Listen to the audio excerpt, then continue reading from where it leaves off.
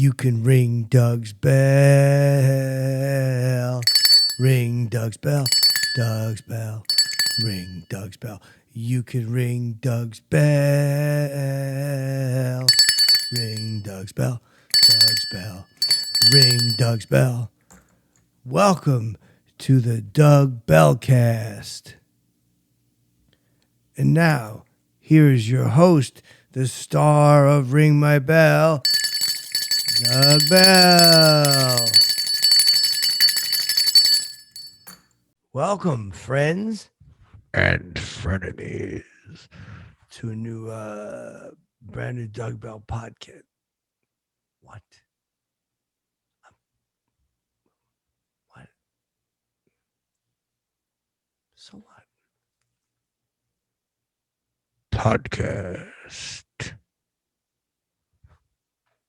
We got a lot of stuff to talk about today. Sorry, I got like a little messed up. Let me start over. As Doug, my Bell, Doug Bell, as if you couldn't tell.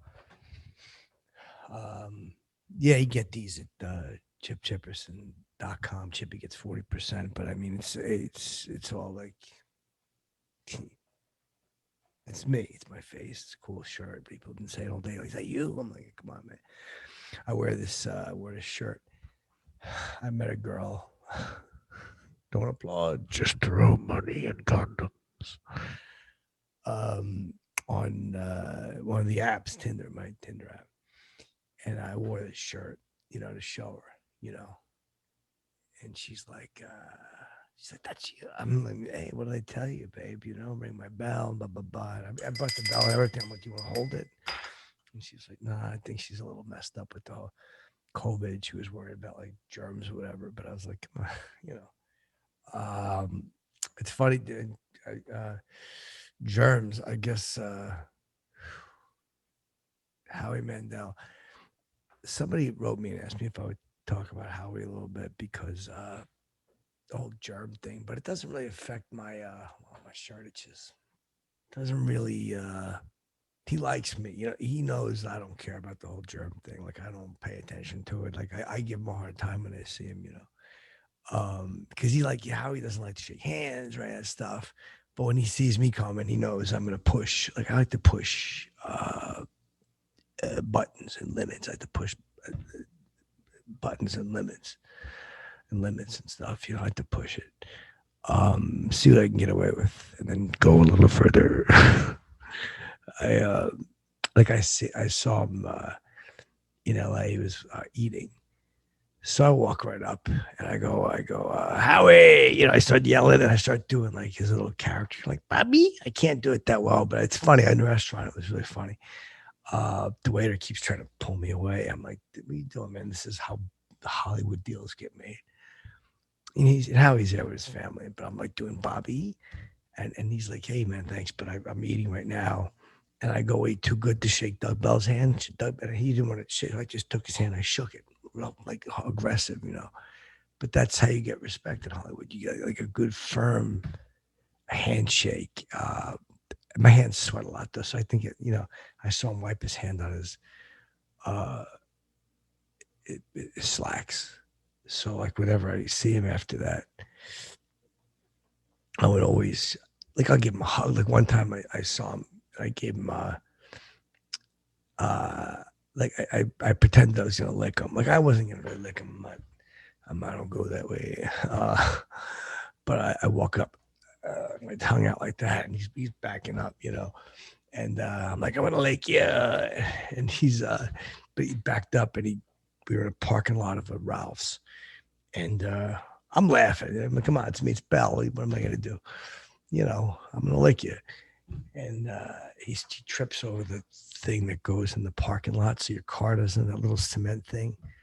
And he tripped over the back of that. He shattered his elbow, and he like missed half a season. That one time he missed half a season, I think it was America's Got Talent. It was because of this shattered elbow. So he sued me for $3.5 million. So it's still in court, but. I mean, it's not hard feelings. It's all business. It's like it's political on that level. But I saw him one time after that. I didn't mention the lawsuit. I'm like, I'm not gonna say anything about it. Make it awkward. You know, he pretended he didn't see me because I think he was like intimidated that I was gonna get mad. And it's like, it's that dude, we're friends. It's not gonna. But he opens the door. He doesn't see me behind him. I walk up, I grab his hand, and I pop his thumb in my mouth. You know, and he's like, ah. I'm like, come on, you know. I said, you know, I pulled the bell out. He got a kick out of it, I think, you know.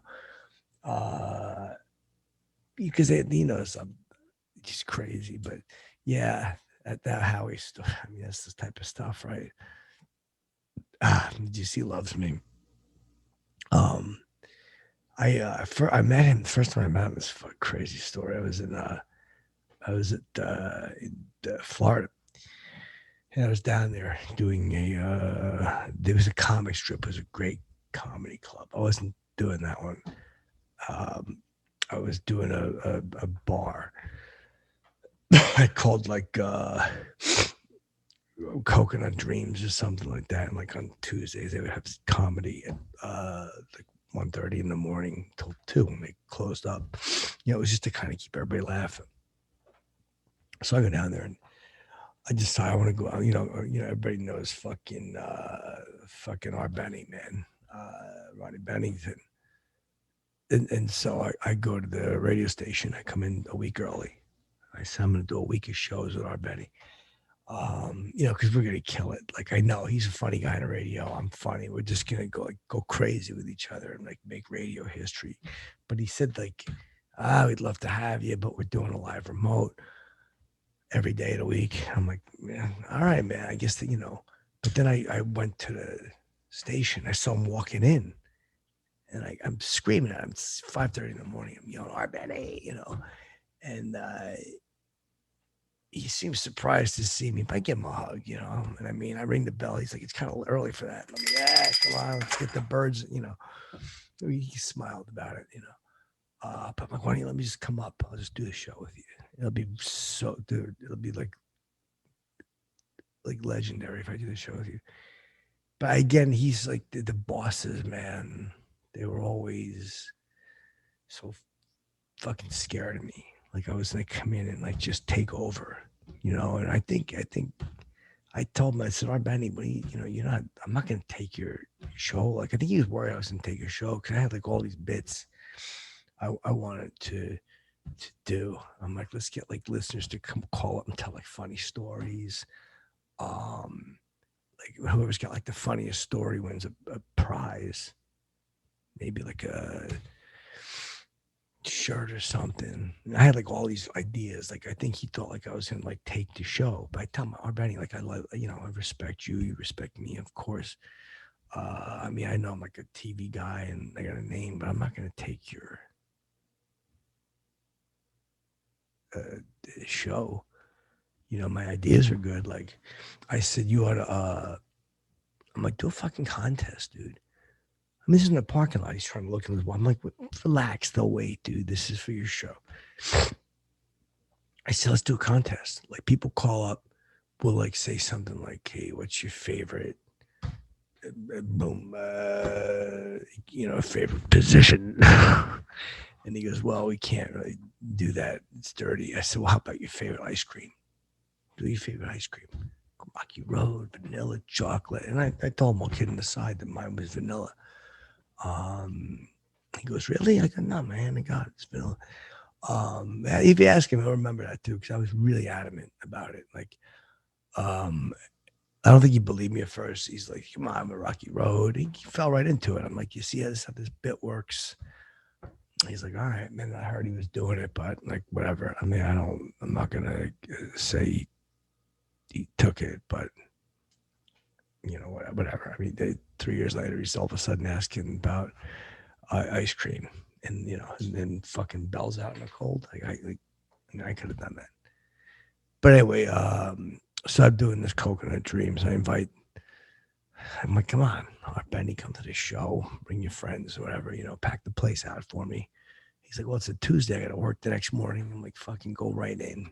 Like like that's what we'll do. Like you come to the show with your friends 1:30, hang out till 2. Afterwards, we'll go to a diner, talk for a few hours, tell some war stories, some fucking stories about picking up girls, whatever. I'll roll in with you Wednesday morning. I'll just fucking take over. The whole fucking just take everything over. I'm like, I'll just riff. We'll do the contest ideas I had, the stories.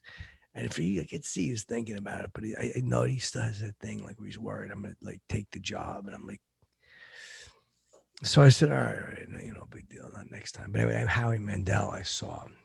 That's how I met Howie. He was walking into. I said, Howie Mandel. He looks over, and I go, I had the bell, and I ring the bell. He looks confused, but he's an actor too, so I know he probably just didn't want, like a lot of times, like a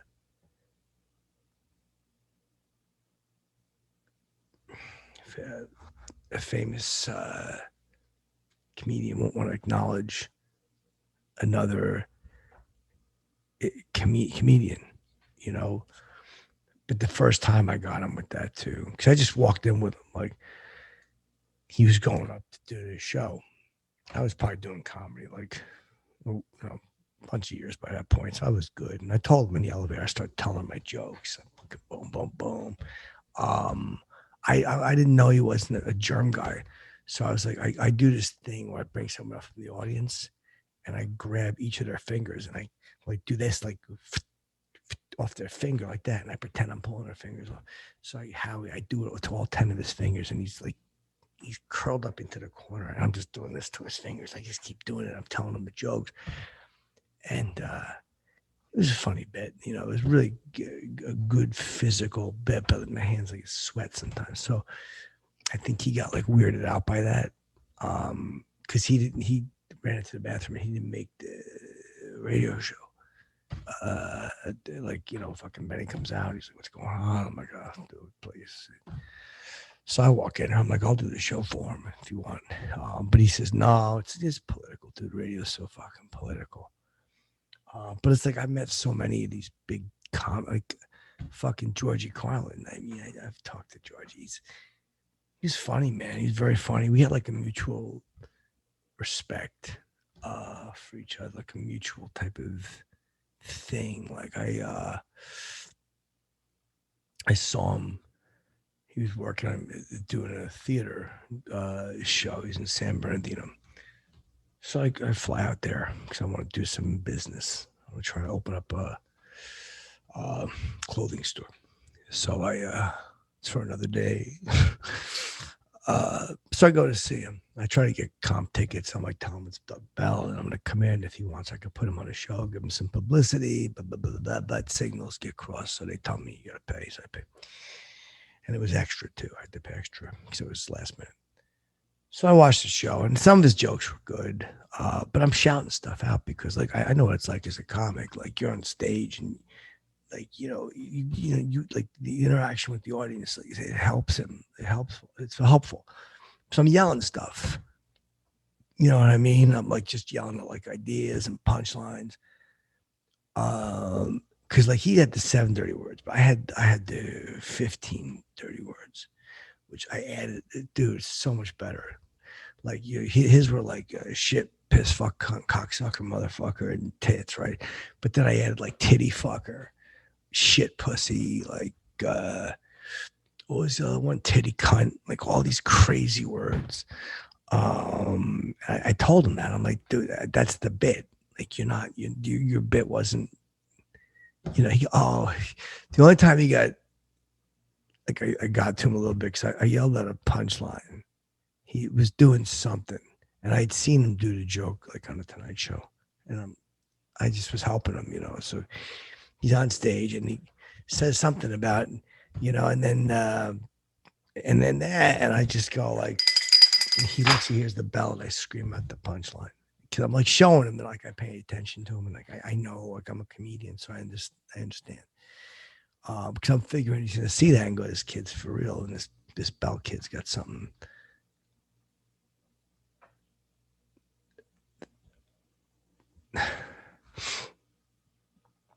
So I yelled it out, and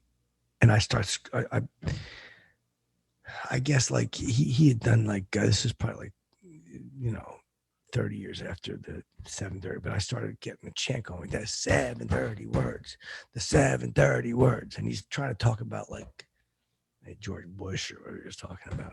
Boring. You know, I'm like, fucking, come on, man. Boo. I was like, fucking, you know, I was like mock snoring. You know, it was funny though. People around me were laughing. And I know Georgie can take it. I mean, especially if you look down, he sees it's like a fellow comedian. He knows he's got his hands full. You know, like, crying out loud. Bell's got to be here, take care of this for me. So I'm doing like, I'm gonna get the chant going. Get the chant. 730 words. The 730 word. And finally, a bunch of people started. And all of a sudden, 730 word.